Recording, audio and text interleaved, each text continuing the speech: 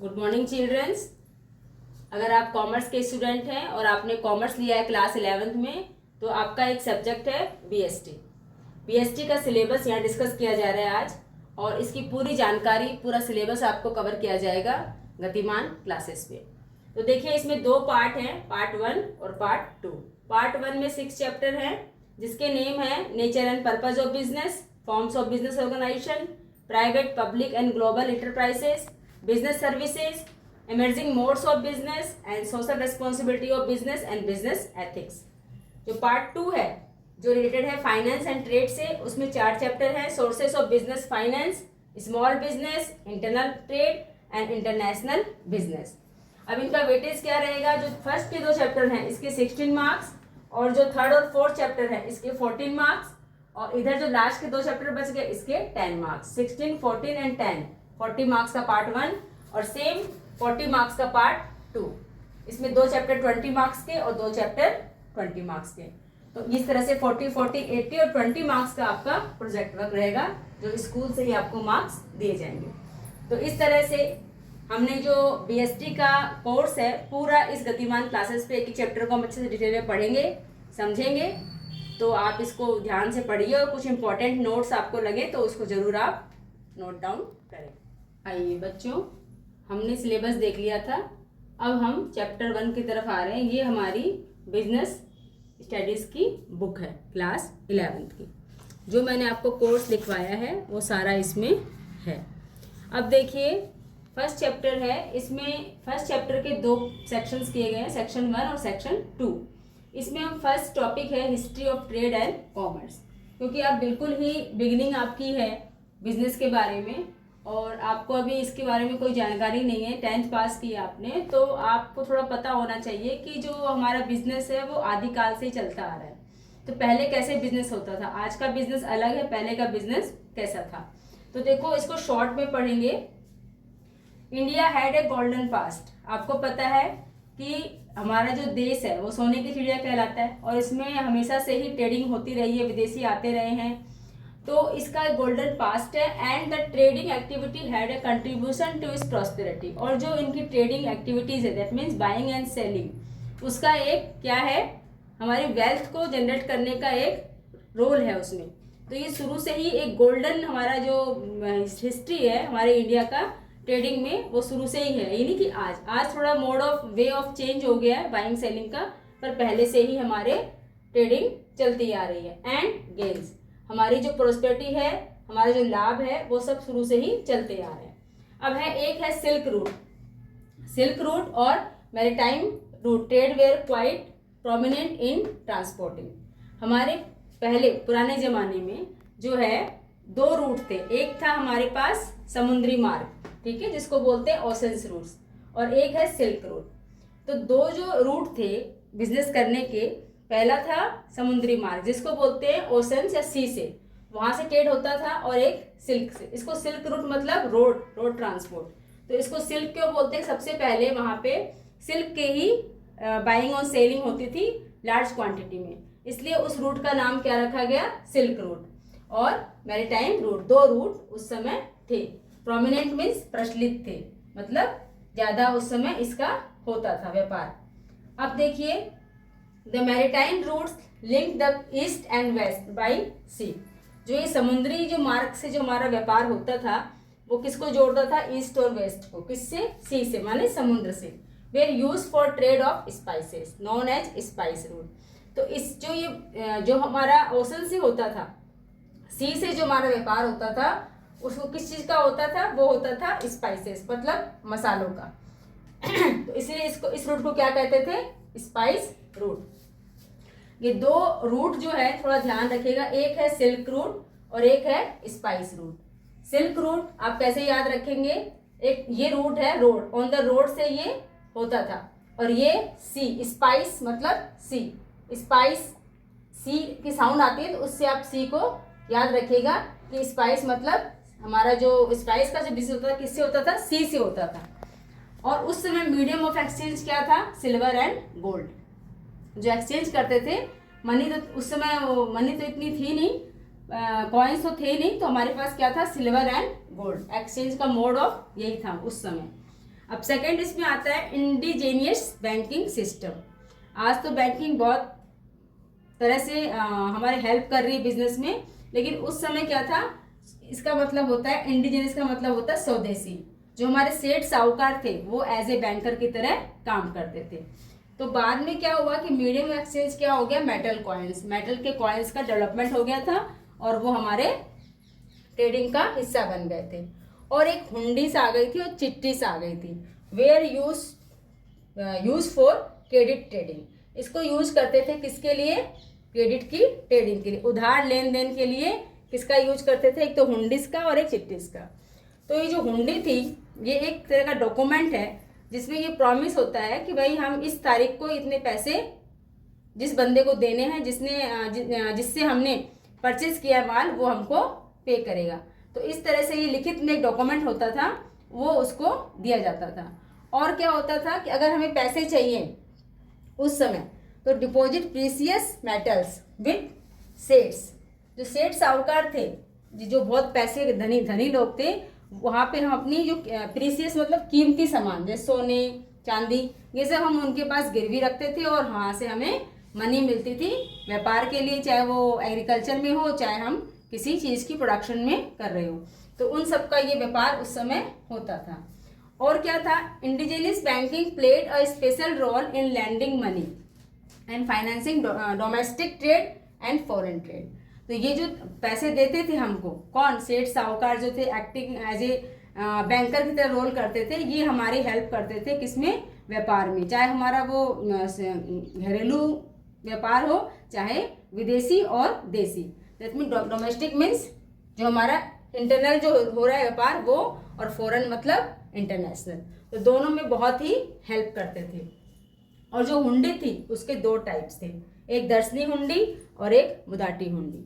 दर्शनी हुंडी क्या थी कि एक एट साइड, जब भी आप वो लेके जाएगा, सेलर जो है जिसने माल परचेज किया है उसको पैसे पेमेंट नहीं मिला, उधार में किया है, तो जब वो डॉक्यूमेंट लेके जाएगा उसके पास जिसने जो बायर है, तो वो एट साइड उसको पेमेंट कर देगा।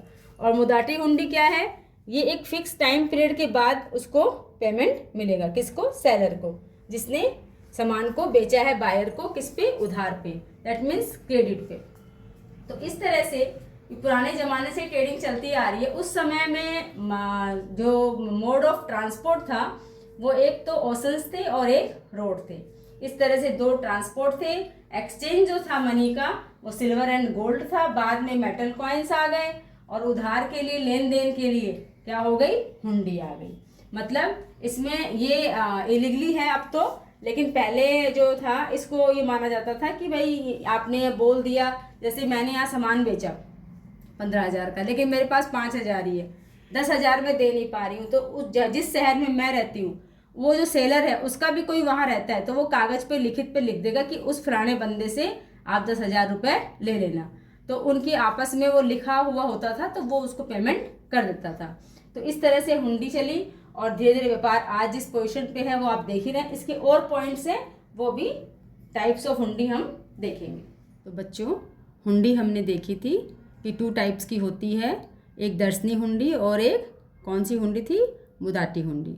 तो देखो इसमें टाइप्स हैं, आपकी बुक में ही है ये, आप चाहे तो इसका स्क्रीनशॉट ले सकते हैं और चाहे तो इसको आप वीडियो को पॉज करके इसको लिख भी सकते हैं। तो देखिए हुंडी जो है, एक है धनजोग हुंडी, ठीक है, और दूसरी है कौन सी, सहजोग, और तीसरी कौन सी है, फरमान जोग, और चौथी कौन सी है, देखनहार। तो ये जो हुंडियाँ हैं सब दर्शनी है चारों, इसके 4 पार्ट्स हैं। तो ये वाली जो हुंडी है धनजोग, इसमें क्या था कि payable to any person, no liability over the received payment. तो जब आप जिस हुंडी को लेके जाएंगे तो आपको ये पेबल हो जाएगी, इसमें कोई लायबिलिटी नहीं थी रिसीवर की। और जो सहजोग हुंडी है वो क्या थी, payable to the specific person, जिस पर्सन्स के लिए वो हुंडी लिखी गई है, जिसके लिए बोला गया, उसी को वो पेमेंट मिलती थी, और वो क्या होगा, रेस्पेक्टेबल पर्सन होगा। और लायबिलिटी भी थी रिसीवर की, तो लिखा है ना, liability over who received payment, उसकी जिम्मेदारी भी थी कि भैया वो हुंडी उसी को मिले जो स्पेसिफिक पर्सन है। अब है फरमान जोग, ये भी क्या थी, हुंडी और पेबल टू ऑर्डर, जिसको ऑर्डर दिया जाएगा उसी को ये पेमेंट करेगी, ये वाली हुंडी जिसके पास है। देखनहार हुंडी क्या था, पेबल टू द प्रेजेंटर और बियरर, जो इसको प्रेजेंट करेगा उसी को ये हुंडी की पेमेंट मिलती थी। तो ये 4 टाइप्स की हुंडी थी। कौन सी? दर्शनी हुंडी। अब आ जाइए मुदाटी हुंडी। सेम धन जोग हुंडी। मुदाटी में क्या था कि पेबल टू एनी पर्सन, किसी पर्सन को मिलती थी जो वो लेके जाएगा, लेकिन एक फिक्स टाइम के बाद। No liability over the rich person, जो रिसीट पर्सन है उसकी कोई लायबिलिटी नहीं थी, लेकिन क्या था कि फिक्स पेमेंट था और एक फिक्स टाइम पीरियड के बाद ही वो उसको मिलती थी। और फरमान जो थी हुंडी, वो क्या थी? Hundi made payable to order following a fix term, एक फिक्स टर्म पे ही वो पेमेंट होती थी। और जो लास्ट है जोखिमी हुंडी, इसमें थोड़ी रिस्क थी कि आपने मान लो माल बेचा है, किसी को सामान बेचा है अपना, तो ट्रांसपोर्ट में अगर ख़राब हो गया, कुछ हो गया, तो वो पेमेंट करने के लिए उसके लिए वो जिम्मेदार नहीं, जब तक कि उसके पास जो माल है डिस्पैच नहीं होगा, जब तक उसके पास पूरा का पूरा माल नहीं पहुंचेगा, सामान उसके पास नहीं पहुंचेगा, चाहे वो रॉ मटेरियल हो, चाहे वो फिनिश गुड्स हो। तो देखो लिखा हुआ है कि क्या लिखा है? ड्रॉयर अगेंस्ट डिस्पैच गुड्स, ठीक है, goods lost in transit, the drawer और holder bear the cost and the drawer जो है वो कैरीज नो लायबिलिटी। जब तक वो सेम थिंग है, जब तक उसके पास जितना माल उसने लिया है वो सही कंडीशन में उसके पास नहीं पहुंचेगा, तब तक वो उसके लिए लायबल नहीं है। तो ये है हुंडी के टाइप्स। अभी तो जो हुंडी है वो इलीगल हो गई है, लेकिन फिर भी पता होना चाहिए हमें कि हुंडी थी क्या, उसका क्या रोल था बिजनेस में और कैसे वो यूज होती थी। आजकल जो चेक चल गए हैं, बिल ऑफ एक्सचेंज चल गए हैं, वो इसी का एक पार्ट है। आइए अब हम देखते हैं जो हमारा पेंडिंग था, history of trade and commerce जो लिखा हुआ था हमारा, उसी में अब पार्ट आ गया कि राइज ऑफ इंटरमीडिएट्स। मतलब क्या हो गए थे? कमीशन एजेंट आ गए थे, ब्रोकर्स आ गए थे, डिस्ट्रीब्यूटर्स आ गए थे। फॉर किसके लिए? होलसेल एंड रिटेल ट्रेड के लिए। मतलब ये लोग हमारे बिजनेस में क्या करते थे? हेल्प करते थे और अपना एक कमीशन उनका फिक्स था, वो बिजनेस के लिए लेते थे, जिनको हम कमीशन एजेंट बोल सकते थे, ब्रोकर्स बोल सकते थे, डिस्ट्रीब्यूटर बोल सकते थे कि हम आपका सामान बेचेंगे और आप हमें इतना % इस चीज़ पे कमीशन दे देना। तो ये हमारे व्यापार को बढ़ा रही थी। फिर क्या था? द इंस्टीट्यूशन ऑफ जगत सेठ। मुगल पीरियड में एक इंस्टीट्यूशन थी जगत सेठ, इसने भी व्यापार को बहुत बढ़ाया। और जो बैंकर्स थे वो कैसे रोल प्ले करते थे? As a executor. लेकिन उसमें एक कमी थी कि वो हाई रेट ऑफ इंटरेस्ट लेते थे। किसके लिए? फॉरेन ट्रेड के लिए। इसका मतलब जो पुराना समय था हमारा व्यापार का, जो हमारा हिस्ट्री थी जो ट्रेड की, वो क्या थी? उसमें सब कुछ था। देखिए जो ब्रोकर्स हैं वो भी थे और जो इंस्टीट्यूशंस थे जगत सेठ के नाम से, है ना, वो भी थे, लेकिन बैंकर्स भी थे और वो हाई रेट ऑफ इंटरेस्ट देते थे। किसके लिए? फॉरेन ट्रेड के लिए। तो मतलब फॉरेन ट्रेड भी हमारा प्रचलित था उस समय। और क्या था? देखो, लोन इनहेंस्ड कॉमर्शियली, और कॉमर्शियल एक्टिविटीज के लिए क्या था? कॉमर्शियल एक्टिविटीज के लोन भी दिया जाता था। और सबसे अच्छी बात थी कि जो हमारा एक्सपोर्ट था वो ज़्यादा था इम्पोर्ट से। क्यों था ये? कि हमारा एक्सपोर्ट ज़्यादा होना हमारे लिए फेवरेबल कंडीशन है, क्योंकि हमारा जो एक्सपोर्ट है वो ज़्यादा है, हम सामान ज़्यादा भेज रहे हैं विदेशों में और वहाँ से सामान कम मंगा रहे हैं, तो वहाँ की जो करेंसी हमारे पास ज़्यादा आ रही है और हमारी जो करेंसी है वहाँ पे कम जा रही है। तो इसको बोलते हैं बैलेंस ऑफ ट्रेड। मतलब हमारी फेवरेबल कंडीशन थी उस समय और हमारा व्यापार बहुत ही अच्छा चल रहा था, क्योंकि हमारा एक्सपोर्ट ज़्यादा था हमारे इम्पोर्ट से। फिर है कॉमर्शियल एंड इंडस्ट्रियल बैंक्स। जो पहले बैंक थी इंपीरियल बैंक, जो अभी स्टेट बैंक बन गई है ना, उसके जो बन गई, उसके अलावा फिर कौन सी बैंक आ गई थी? कॉमर्शियल और industrial banks. also provided both short term and long term loans। तो ये जो बैंक्स आ गई थी ये भी हमें लोन प्रोवाइड कर रही थी। इससे क्या है? बिजनेस को करने में सुविधा मिल गई और जो फैसिलिटी चाहिए कैपिटल की, पूंजी की, तो वो हमें मिलने लग गई। इसके साथ साथ ट्रांसपोर्ट हमने पहले भी देखा था कि 2 तरह के ट्रांसपोर्ट थे, एक रोड ट्रांसपोर्ट और एक ओशन ट्रांसपोर्ट, है ना। तो जो रोड ट्रांसपोर्ट थे वो सबसे ज़्यादा को लाभ कहाँ दे रहे थे? डोमेस्टिक ट्रेड में। और ओशन ट्रांसपोर्ट से हमारा ग्लोबल ट्रेड, दैट मीन्स जो बाहर फॉरेन कंट्री में जो होता था व्यापार, उसमें हेल्प कर रहे थे। अब नेक्स्ट जो आया था पॉइंट वो है ट्रेडिंग कम्युनिटीज स्ट्रेंथ। अब कुछ कम्युनिटीज बन गई थी जो अलग अलग स्टेट में, अलग अलग राज्य में व्यापार को बढ़ावा दे रही थी। जो पंजाबी समुदाय था और जो मुल्तानी था, वो मर्चेंट थे, मतलब व्यापारी, वो कहाँ पे फैले हुए थे? नॉर्दर्न रीजन्स में व्यापार कर रहे थे। और जो भट्ट्स थे वो गुजरात में और राजस्थान में बिजनेस को संभालते थे। और जो छठ थे वो जो important traders from the south, ये कौन से एरिया को बिजनेस को देख रहे थे? जो इम्पोर्टेंट ट्रेडर्स थे ये कहाँ के? साउथ के।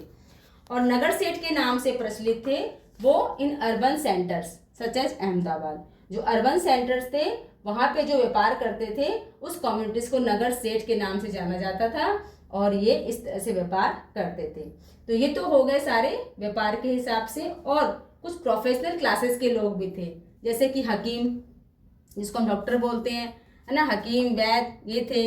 और वकील, जिसको लॉयर बोलते हैं। और पंडित और मुल्ला, जिसको टीचर बोलते हैं हम। पेंटर्स थे और म्यूजिशियन थे, कैलोग्राफी एसेट्रा क्या करते? सर्विसेज प्रोवाइडेड करते थे। मतलब हमारा बिजनेस भी था और सर्विस भी उस समय हमको मिलती थी।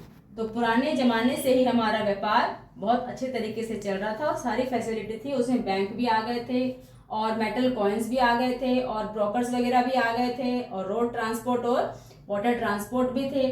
और जो कुछ कम्युनिटीज़ थी व्यापार को बढ़ाने वाली, वो भी शामिल थी। हम पढ़ रहे थे history of trade and commerce. तो अब हम उसी में सब टॉपिक है major trade centres in ancient time.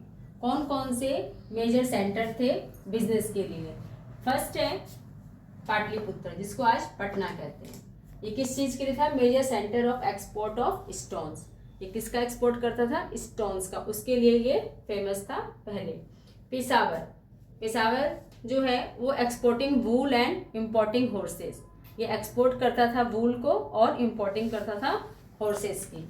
और इसके साथ तक्षशिला जो थी वो important land route between India and central Asia. इनके बीच जो लैंड का रूट है वो इसमें इम्पोर्टेंट रोल अदा करता था। किसके लिए? बिजनेस के लिए। City of financial and commercial banks. ये सिटी थी तक्षशिला किसके लिए? फाइनेंशियल एंड कॉमर्शियल बैंक्स के लिए। और बुद्धिस्ट सेंटर ऑफ लर्निंग, ये बुद्धिस्ट सेंटर भी था लर्निंग तक्षशिला। और तक्षशिला यूनिवर्सिटी फ्लोराइज्ड हेयर, और यहाँ पे फ्लोराइज्ड हुई थी क्या? तक्षशिला यूनिवर्सिटी। अब आ जाइए इंद्रप्रस्थ। ये क्या था? Commercial junctions on the royal road where most routes leading to the east, west, south, north coverage. तो यहाँ पे एक कॉमर्शियल जंक्शन था, चारों तरफ से ही यहाँ से व्यापार से ये लीडिंग करता था। इंद्रप्रस्थ। मथुरा आज भी है, इसका नाम मथुरा ही है। Many routes from south India touched Mathura and Broach. इससे कौन से रूट थे? साउथ के इंडिया के और मथुरा एंड ब्रॉच, इसका ये रूट था। Many routes from south India, south India touch करते थे मथुरा को। ठीक है। अब है Varanasi, major centre of textile industry. ये क्या था? टेक्सटाइल इंडस्ट्री का मेजर सेंटर था। Famous for beautiful gold silk cloth. और किसके लिए फेमस था? ये गोल्ड सिल्क क्लॉथ होते हैं उसके लिए, एंड सैंडलवुड वर्कमैनशिप, इसके लिए ये फेमस था। Mithila stabilize trading colonies in south China, especially in Yunnan. तो इसने क्या की थी? ट्रेडिंग कॉलोनीज को स्टेबलाइज किया था। कहाँ पे? तो इन साउथ चाइना में, स्पेशली यूनान में। उज्जैन भोपाल के पास ही है। Agate carnelian muslin and Malone clothes, इस तरह के क्लॉथ्स का ये एक्सपोर्टेड करता था। कहाँ से? उज्जैन से, डिफरेंट सेंटर। और सूरत, सबको पता है textiles of Surat were famous for the gold borders, जिसको गोल्ड बॉर्डर जरी कहते हैं ना, जरी काम कहते हैं, वो उसका फेमस था। और टेक्सटाइल इंडस्ट्री के लिए सूरत फेमस है। नेक्स्ट जो सेंटर था वो था कांची, जिसको आज कांचीपुरम कहते हैं। तो Chinese used to come in foreign ships to purchase pearls, glass and rare stones, and in return they sold gold and silk. तो जो अपने शिप में आते थे कौन? चाइनीज, और परचेज करते थे ये वाले सारे आइटम, और रिटर्न में क्या करते थे? सोल्ड करते थे गोल्ड को और सिल्क को। नेक्स्ट है मदुरा। ये कैपिटल थी किसकी? पांड्यास की। वो क्या कंट्रोल करते थे? वो control the pearls fishers of the gulf of Mannar. और जो ब्रोच है वो क्या करते थे? Greatest seat of commerce.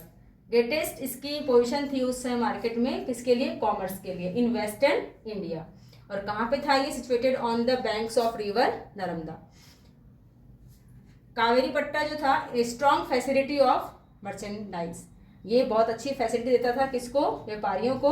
Foreigner traders had there headquarters, इसलिए फॉरेन जो ट्रेडर्स थे, व्यापारी थे, उनके यहाँ पर हेडक्वार्टर्स थे किसमें? इस सिटी में।